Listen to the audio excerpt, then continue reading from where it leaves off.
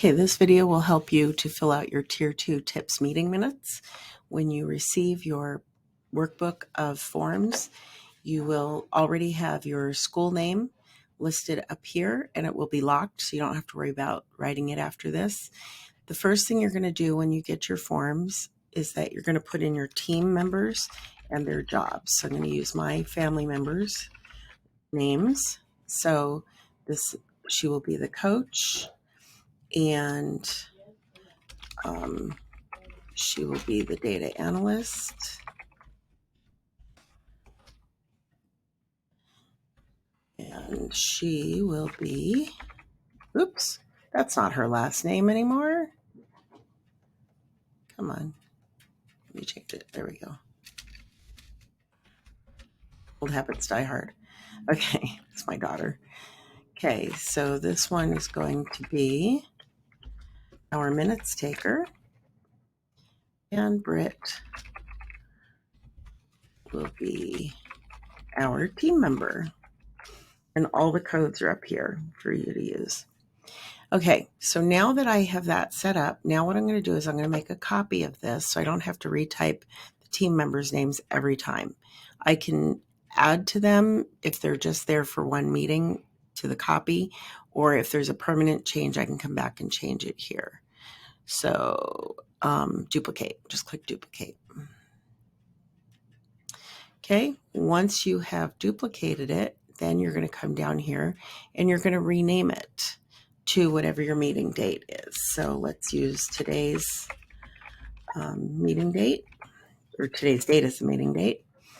And so now I am ready for my meeting. So when I have my meeting, I'm going to put in the date, the beginning and ending time, and the location. If it's a physical location, you're going to put that in there, what school, what room number. If it's a WebEx meeting, you're going to put the link in there. Okay, now all I have to do is take attendance with my team members. Tony wasn't able to make it today, so we won't mark her as here. Okay, and then I can see that agenda item number 1 is the team norms, which we established at the first meeting and review at subsequent meetings. So you should be going over that. When you do, check it off. You're going to approve the previous meeting's minutes, which should have been sent out ahead of the meeting. That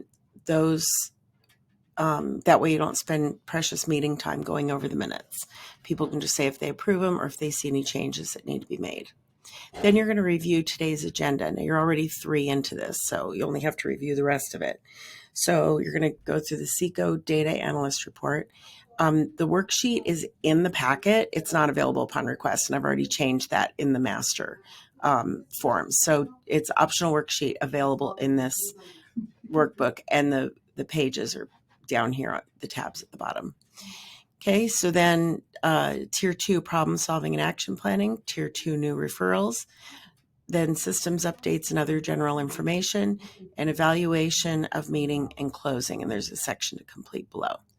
So when the SECO data analyst does her report, this is the information she's going to be bringing. The percent of students receiving, or he, I just tend to default to she, percent of students receiving 2-tier supports goes here. This is the actual number of students, total students receiving Tier 2 supports by status. So who are starting Tier 2 supports, how many are meeting their goal, not who, how many. How many are starting, how many are meeting their goal. Okay, then you're going to check this off. Okay, now you go to Tier 2 problem solving and action planning. So you're going to get the student, you're going to put in the student name, their grade, if they have an IEP or not, and then the identified problems and supporting data. So you're going to do this based on student support team decision rules. So possible problems are fidelity or integrity of how it's being applied, or integrity of the data. Maybe she has missing forms or he's been absent a lot. Intervention or function mismatch, where they might, like if they're in SECO but they don't want adult attention, SECO may not be working. So you might need to change to another intervention. Okay, then response actions and next steps. So it could be meeting with the teacher, it could be to change the intervention, it could be to conduct a functional behavior analysis. So whatever that is that you decide on, then you're going to say who does it and by when. You have room here for 3 students, but if you need to do more, you can add lines. You don't want to spend all day doing this, so it's best to keep it to just a few students and not try to go through a whole bunch. Here's an area where you can document. If you click here, the words document here will go away and you can start documenting. This does wrap, text wrap, so the box will get bigger as you type. Then you can paste your drill down data here. In order to complete this, you must have data. This cannot be, well, I think she's having this problem, or I think he's having this problem, or I see this happening. It has to be backed up with data. So your drill down data needs to be here. Okay, so now we've completed that. Now we're going to go on to fading and exit, which is not up here. So I'm going to add that to the master forms. So it's not in your agenda, but it's down here. So you're going to look at fading and exit / graduation. So an exit can occur if intervention is a mismatch. I always say that, or when self-management goals have been met for 4+ weeks. So exiting has 2 rules. Either the intervention is wrong and you're going to change interventions, or if their self-management goals have been met for 4+ weeks. So you're going to be looking at students who are ready to fade or ready to exit or graduate. So you're going to put the student name here, their grade, IEP, yes or no, supporting data. You can document here. You can also document down here. And then you're going to tell whether you're fading or exiting them and the response actions and next steps. So if you're fading them, you'll just say continue with less goals or less times that they check in, however you want to put it. And if they're exiting, you can say trying a new strategy and tell them what that strategy is. Or graduation, you might have like a monitor thing going on where you check in with them periodically, whatever. Who's going to do that and by when? Any additional documentation here. And you must have drill down data to prove that they're ready to fade, exit, or graduate. Okay, so we finished that. And once I add it to your agenda up here, you will check that off. Then we go to Tier 2, new referrals.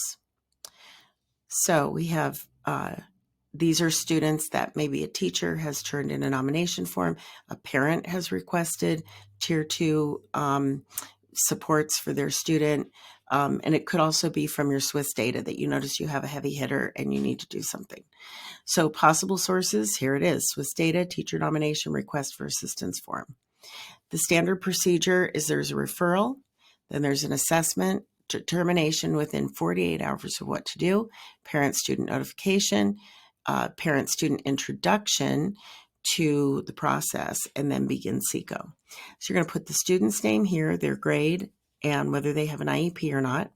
You're going to put the referral date, whatever date it was requested or the referral came in. The referral source, was it a nomination form, request for assistance, was it Swiss data, and any other information that you need to put in there. These cells all wrap, so they'll just get bigger as you type. Response actions and next steps. Again, this text wraps, and so you can write as much as you need to. And then who is going to do it and by when. You can put additional documentation here, and you can paste your drill down data here as needed. You might have drill down data on them, you might not, but it's a good idea to have it if you do. Okay, and then you're going to come up here, check this off on your agenda. And the next thing is systems updates and other general information.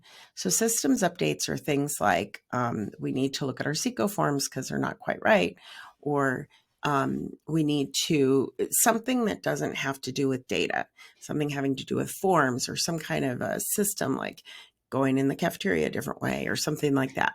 That's what goes here. This is not data driven. This is like, we need to get this done. Okay, as you're meeting, you're going to put in your agenda items for next meeting. So you might be up here somewhere and somebody goes, oh, you know what we need to do at our next meeting? Then you scroll down here and add them in. So if you need to add additional agenda items for the next meeting, you can. Like you want to look at a particular student, but not that week. You want to look at them next week. Okay, so we did our tier 2, our systems updates and other general information. We're going to come down here, do our evaluation of the team meeting. You just check these off. Remember, if you put so or no, you have to put how you're going to make it better next time.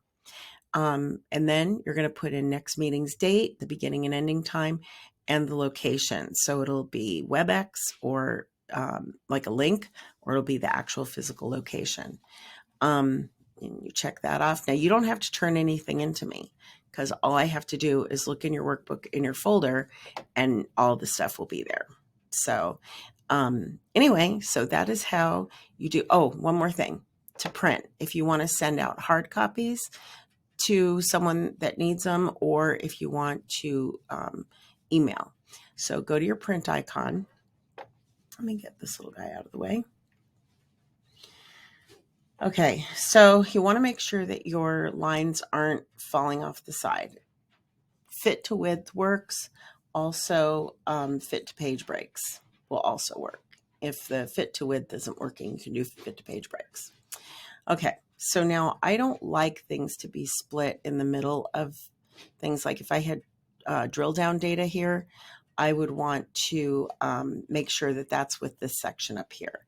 So what I'm going to do is I'm going to edit my page breaks. Now you can see I have these blue lines where the page break is. It's dotted until I have wherever it becomes solid. So I want to have this above. I want the page to break between or before problem solving and action planning. That way all my drill down data gets in there. And then I'm looking, here's the next one. It's right in the middle of tier 2 new referrals. So I'm going to come up here and page break it there. And then the last page break is here. So then I'm going to come up here. I'm going to confirm page breaks. I'm going to scroll through and see if the pagination looks the way I want it to. Pagination, that's a word you don't get to use very often.